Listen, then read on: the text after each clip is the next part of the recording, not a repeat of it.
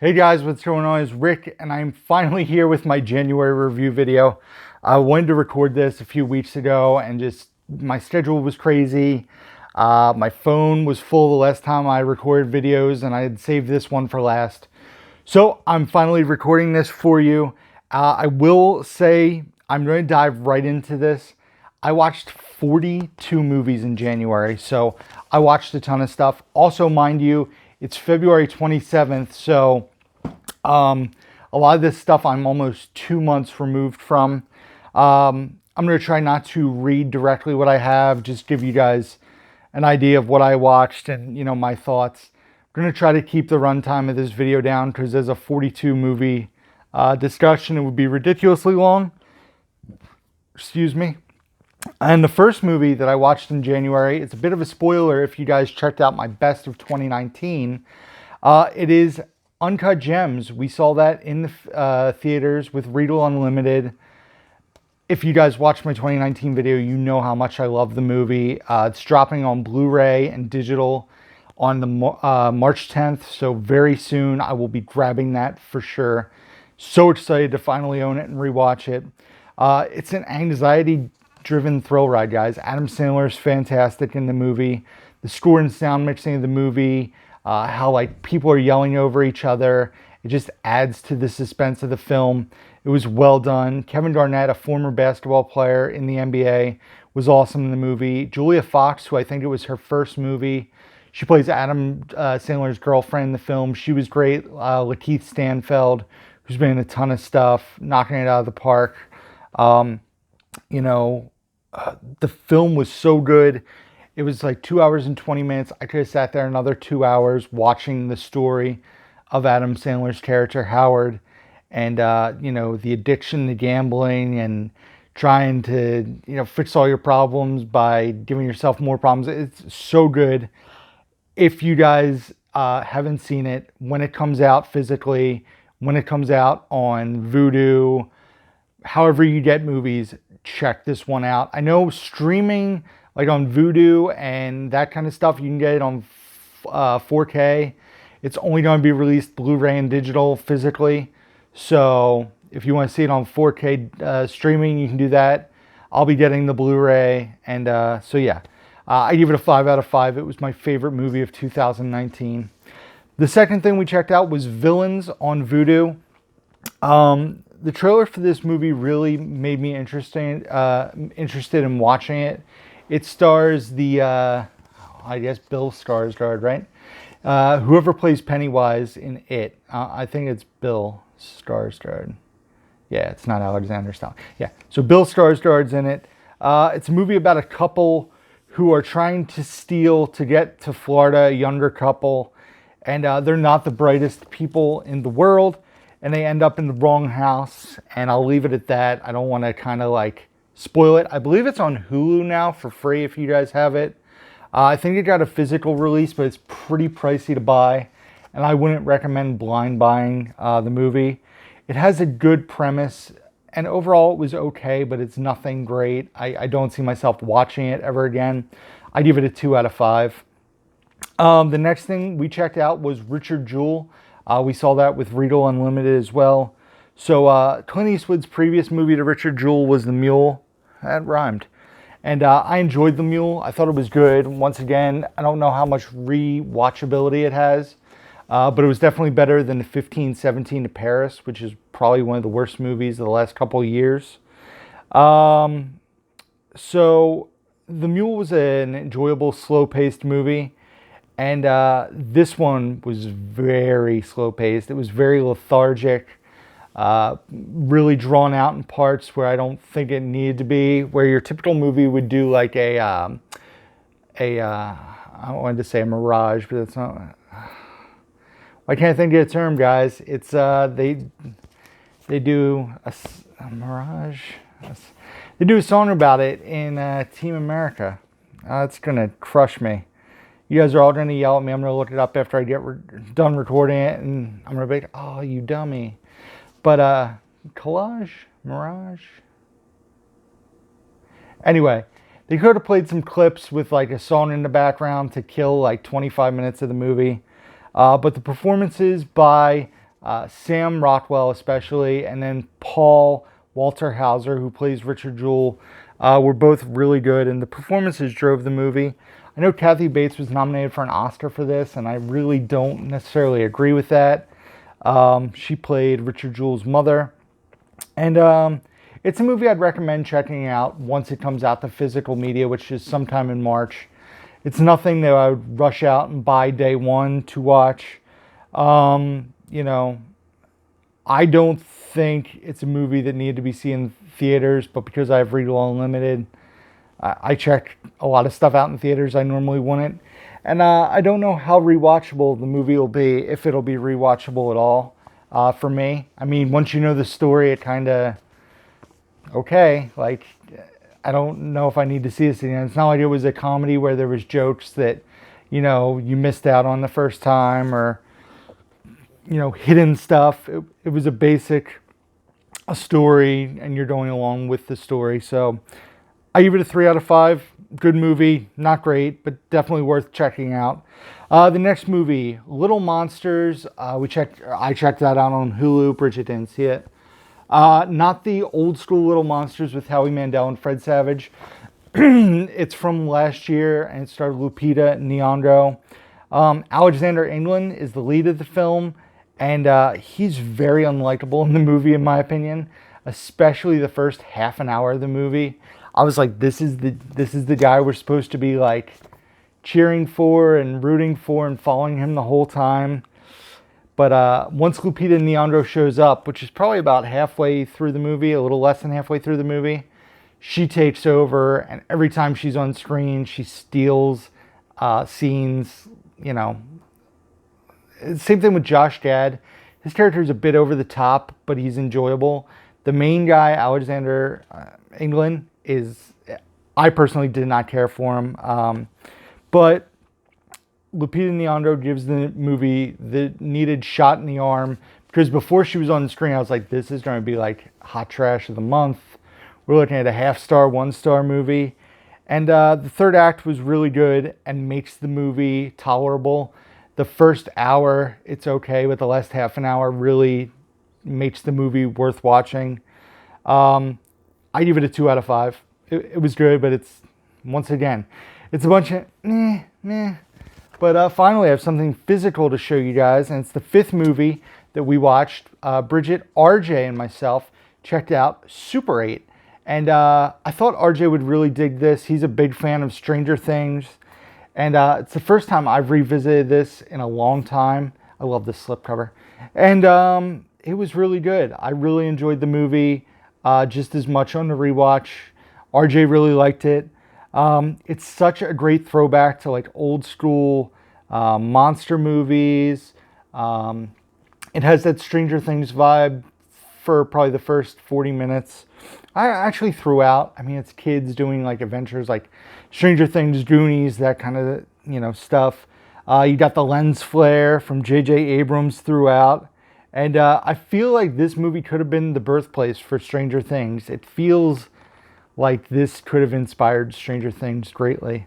But the kids have great chemistry in the film, the actors.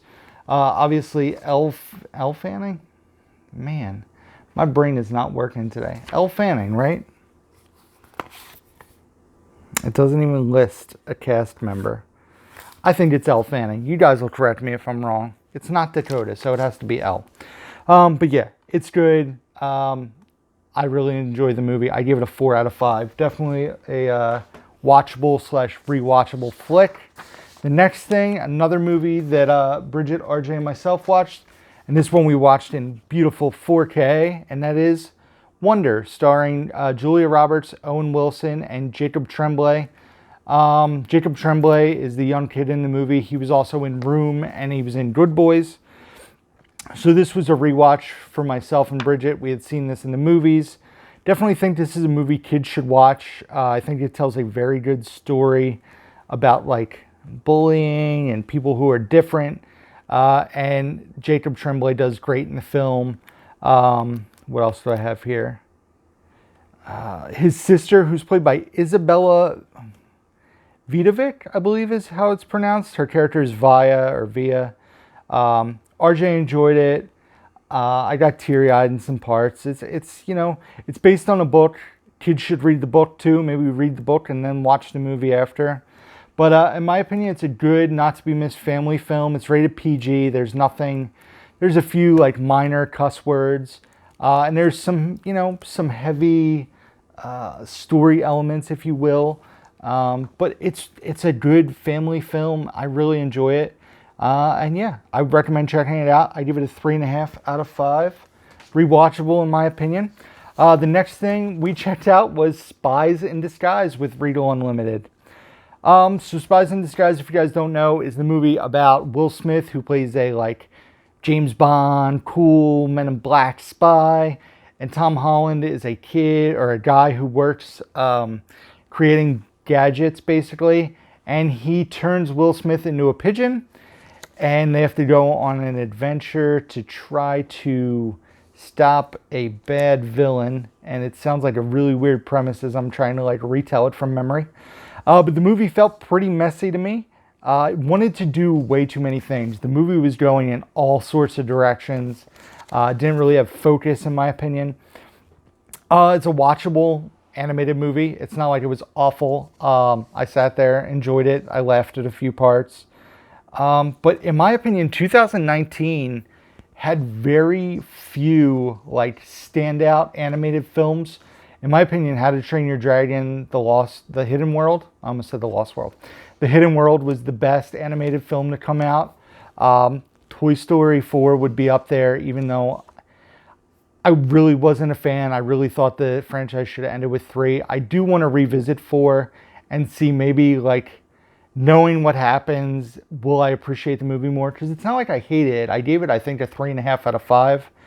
I just don't think it was necessary. But 2020, I'm very excited about the animated film slate that we know about. We have stuff like Onward, which comes out very soon. Soul, both Disney Pixar films. The Croods 2, a new SpongeBob movie. Bob's Burgers, even though it's not really a kids animated movie. All those are coming out this year, plus stuff we probably really don't even know about yet. I'm sure there'll be 1 or 2 stinkers in there, probably a hidden gem like there always is. But it's not the worst animated movie I saw in 2019, and I think kids will enjoy it. But I think it's one of those movies where it won't be remembered in a year or two.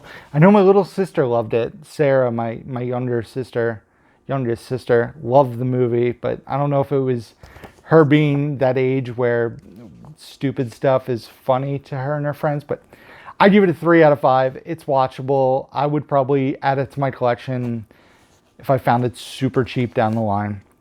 The next movie was a movie we also sat and watched with RJ, a classic 80s film, and that is The Great Outdoors, starring John Candy and Dan Aykroyd. So, yeah, I mean, how great is this movie? It's a very fun family summer vacation film. It's rated PG. There's a few raunchy things in there, but for the most part, pretty tame. Watching this makes me want to check out Summer Rental, because I had thought, what do I have here? I thought I had seen Summer Rental, but based on this movie, Great Outdoors, I think I had my movies flip-flopped, and I've definitely seen Great Outdoors, but I don't think I've seen Summer Rental. So that's in my to-watch pile, which keeps growing and growing. And John Candy is definitely missed. Like, watching this movie makes me really miss John Candy. I want to say, well, we had watched Uncle Buck recently and stuff like this, and it just makes me bummed out and wonder, like, where his career would have gone if he hadn't passed away. So, Great Outdoors, 3.5 out of 5. I enjoyed it. The next flick here, I have the DVD, but we actually watched it on HBO. Me, Bridget, and my sister, Sarah, checked it out. And it was a movie, I don't think it's been released on Blu-ray, or it's released since I got it, because this was part of the Walmart 75% off sale. It is American Woman. It stars Sienna Miller, Christina Hendricks, and Aaron Paul, even though one of these people is not in very much of the movie. I won't spoil that with which one of the people it is. But it's basically about a woman whose daughter disappears disappears. And her daughter had a son, and she's take care of her grandson, and her daughter's missing, so she's trying to deal with all that. Sienna Miller is great as the lead in the film. She makes the movie watchable, but the movie is pretty much a bummer throughout. It's not like an uplifting film. It is a downer. And I have here, it basically tells the story of a woman in her early 30s and her teenage daughter who recently has had a baby, and she disappears. But yeah, it's good all around. There's just not enough payoff in this movie for me. I have something about the person who's hardly in it. They actually, I want to say they don't appear till the last 45 minutes. Excuse me. But the movie's watchable. Like I said, this is still a factory sealed DVD. I will probably be selling this. I've seen the movie. I don't need to revisit this one anytime soon. So this will be available on my eBay page. Maybe it'll be sold by the time this video goes live, but I will put that over there in a separate pile. The next thing was Captive State, which I got on DVD from my local library. And this movie was very difficult to sit through. It was very boring. It is a movie where the trailer leads you to believe maybe this is a Cloverfield type movie. No, it is a boring, a family drama with a little bit of sci-fi sprinkled in to try to, showcase stuff in the trailer. Vera Farmiga and John Goodman were the main focus of the trailer. John Goodman is a supporting character. Vera Farmiga is probably in about 5 to 6 minutes of the movie total. It was very hard for me to keep interested. Very messy. The premise is simple, but the movie's convoluted. So that makes it tough to sit through. And yeah, I don't recommend the movie. I thought it was a very big disappointment overall. I gave it a 1 out of 5. It was not very good. And the next movie I don't have anymore. Didn't make my shelf. That's a bit of a spoiler. But it went to a good home, and I don't know if they've shown it in a video yet, so I won't spoil whose home. But it was Them That Follow on DVD, a movie with a fantastic cast. Saw the trailer, looked really good, and it just... I feel like movies... I don't know. It just fell flat for me. It was good, and it looked good. There was a great message in the movie, but just parts of it felt predictable. The cast was so good, but it just, I don't know, man. When I see a cast, and of course I'm not naming anybody in particular because I can't picture the case. The only person I remember from the movie is Walton Goggins. Walton Goggins? Yeah. Jim Gaffigan, Caitlin Dever from Booksmart, Thomas Mann, I want to say is his name. But the cast is really good. Lots of familiar faces. But it's about a girl in a Christian community, and she gets pregnant, and I give the movie a 2 out of 5. Look into it. Maybe it's, it will be more interesting to somebody else. It didn't grab me. The next thing I watched, speaking of Jim Gaffigan, was Being Frank. Basically, the story of Being Frank is it's a tale of a man, Jim Gaffigan, who basically has two families. He plays Frank and Richie, and Logan Miller is his son in the movie of one of the families, that being Richie. And so Logan Miller has always come off as a bit of a jerk in movies he's been in. He was in Escape Room, Stanford Prison Project, and Love, Simon, and he's kind of always played a jerk is probably the best way to put it. But in this movie, he's a kid who's trying to figure out why his dad has two families and, why his relationship isn't better with his dad. And the movie kind of if you watch trailers, comes off it's a slapstick comedy about a dad who has two families. No, it tackles some pretty relevant, heavy thing. Well, not heavy, but why is this dad doing this? He's gonna either lose his dad to another family, or he's going to have his dad, but no, he has another family, and it's pretty easily consumable, but it turns into a family drama, big time, in my opinion. But it's watchable. I give it a 3 out of 5. Definitely check it out.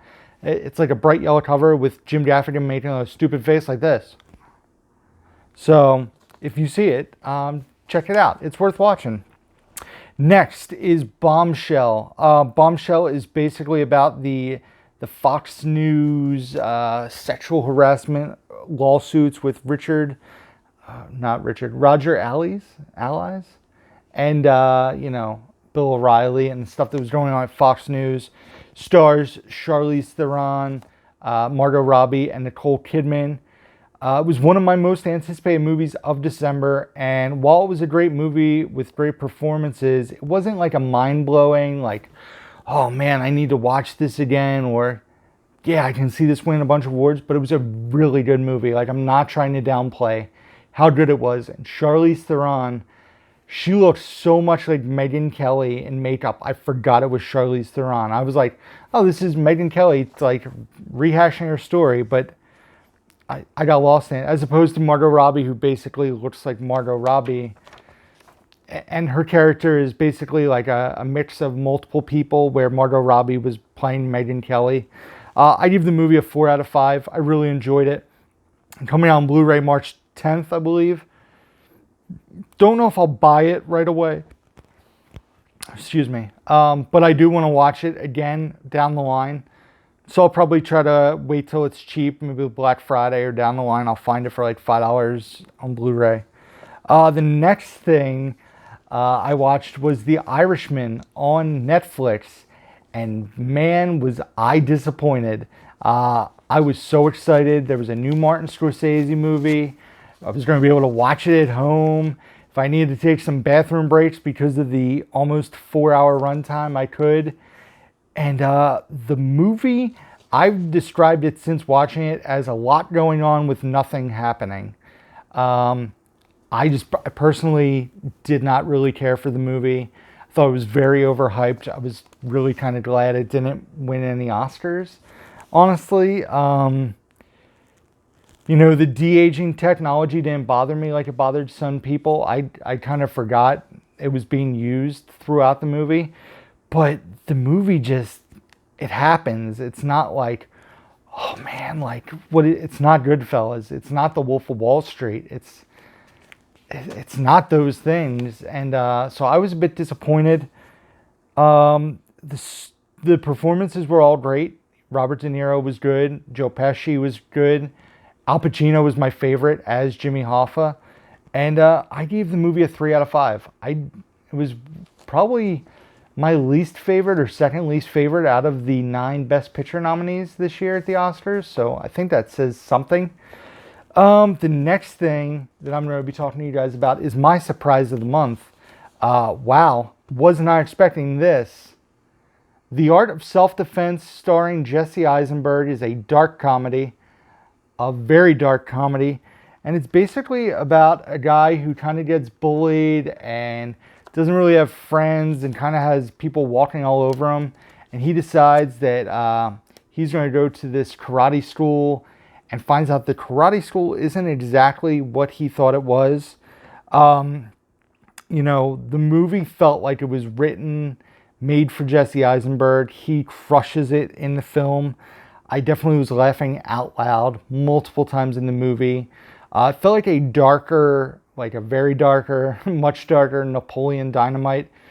This is an R-rated movie, so like it is gritty, it is vulgar, it is violent, but there's some just awkwardness and weirdness in characters and dialogue. I really enjoyed this. I give it a 4 out of 5. This was a pleasant surprise, guys. Check out The Art of Self-Defense, a Bleecker Street film that was put out by Universal. Also stars Imogen Poots, who some people might know. But yeah, definitely worth checking out. Definitely making the shelf a very pleasant surprise. The next thing was a rewatch of a movie I've seen dozens of times, but a first time watch for my girlfriend. And it's part of this flashback comedy set. It is that bottom movie there, Career Opportunities, which is also known to some people as the movie John Hughes didn't want his name on.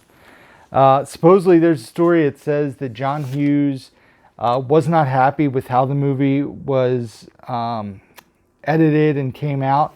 And I think he was the director of the film, and they put his name on all the trailers. Let me see here. No, I'm lying. It was written by John Hughes and produced by him, but directed by Brian Gordon. And John Hughes wanted his name off the movie. He was not happy with the final product. But it's known as a John Hughes movie, technically. This came out the same year as Dutch, also another John Hughes produced and written by movie. I don't know why I'm putting it down. So, this was a childhood favorite of mine. I remember watching this and not knowing that Target was a real store. Thought it was made up for the movie. Now Targets are all over the place in our area. This didn't hold up as well as I was hoping it would for me. I still liked it, but it doesn't quite hold up like when I would watch it when I was younger. Speaking of John Candy, we talked about him earlier. There's a job negotiation scene with Frank Whaley and John Candy that is the highlight of this film. Definitely the standout part of the movie. But yeah, I give it a 2.5 out of 5. It has a special place in my heart. I definitely want to check out some of these other movies. I've never seen The Hard Way with James Woods and Michael J. Fox. Secret of My Success, I haven't watched in a long time. Never seen Casual Sex. And For Love or Money, I haven't seen in a while either. So definitely looking forward to checking out some of those other ones. The next film I saw, number 17, if you guys are keeping track, is 1917. Saw it on Riedel Unlimited. And the way the movie is shot is basically the standout in the film for me.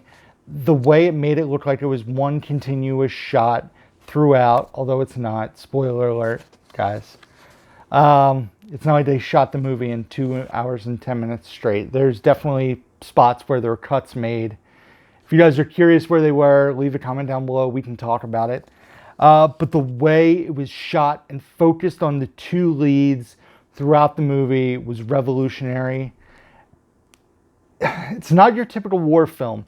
Normally a war film, there's lots of action. You're in the middle of everything. But this story focuses on two guys who are trying to relay a message and actions happening to them around them, but they're not the focus of the action. So, you know, to compare it to like a movie like Dunkirk, another recent war movie, I personally like Dunkirk a bit more, but this was good. I just don't think it was fantastic. Like, I didn't get all the, oh my gosh, you need to see 1917. Yes, seeing it on the big screen, definitely an experience. Yes, it was very good, but it's not the greatest war. Like, I can think of Dunkirk, Hacksaw Ridge, other modern war movies that I would much rather watch that I thought were much, you know, not much better, but more well done, more entertaining. So I give it a 4 out of 5. I like the movie. I don't think I'm going to be rushing out to buy it, although it probably would look fantastic on 4K. I'm going to wait a while, but it's good. It's just not the amazing film that some people, you know, make it out to be. So, the next thing I saw, which we actually saw the same day as 1917, we went and saw 1917, had lunch, and then we decided to treat ourselves to Like a Boss. Also with Riedel Unlimited, starring Tiffany Haddish and Rose Byrne, and this was a dumpster fire. This is your hot trash of the month for sure. This movie was a task for me to sit through. It's 80 minutes long. I kept checking my watch. The fact that there were other people in the crowd laughing hysterically at stuff that's in every trailer and every commercial for the movie. I now have decided Tiffany Haddish has not been in a good movie. I think she's very overrated, criminally overrated. Rose Byrne should know better to be in a movie like this. Salma Hayek's character, this cartoon character basically that she got to play of a villain. She had fun doing it, but it was just very poorly done in my opinion. I give it a 0.5 star out of 5. I'm going to talk about one more, and I'm going to stop the video and start it again because this is already 30 minutes. And it is Marriage Story, which we also watched on Netflix. So Marriage Story is a very powerful, hard-hitting, realistic look at relationships, and not necessarily a good relationship, although you get to see the good parts of the relationship. But the movie just felt so powerful and so realistic in parts. Scarlett Johansson, Adam Driver, Laura Dern, standouts, all are excellent in the movie. There's an argument scene in this film that is probably one of the most heartbreaking and best scenes in a movie in a very, very long time. It felt very real. It was tough to watch, but I was also couldn't look away because of the performances.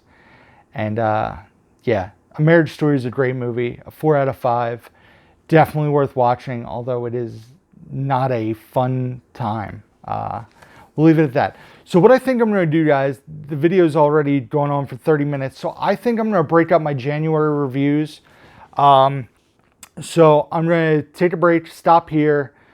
I'm going to probably drop another video. I'll record another video, and then I'll record my second half of January. Just because I don't think you guys are going to sit here for an hour-plus video. I'd rather do 2 separate videos and not feel super rushed. I mean, I got through 19 movies in 30 minutes. So we'll leave it at that. So thank you guys for watching. Stay tuned. Probably in another couple days or so, I'll drop January reviews part 2. I appreciate you guys watching. One thing I want to say about review videos really fast while you guys hopefully are still watching is these are my opinions. I'm not telling you guys that my word is bond. Some people don't seem to understand that. The beautiful thing about film is everyone can have a different opinion. Hopefully you guys like watching review videos. A lot of you guys have told me like you enjoy my review videos, and I keep doing them because you guys like them. Review videos are some of the toughest for me to do because they take the longest to record. My voice goes from talking for basically an hour straight some months. But I just want you guys to know it's my opinion. You don't have to. Obviously, if I tell you Like a Boss is hot trash, that's my opinion. Somebody else could watch it and love it. Like, it's a fun video. It's a fun channel, guys. So that's it. Check out the description box to links to all my stuff down below. I appreciate you guys watching. Until next time, as always, who's down to movie?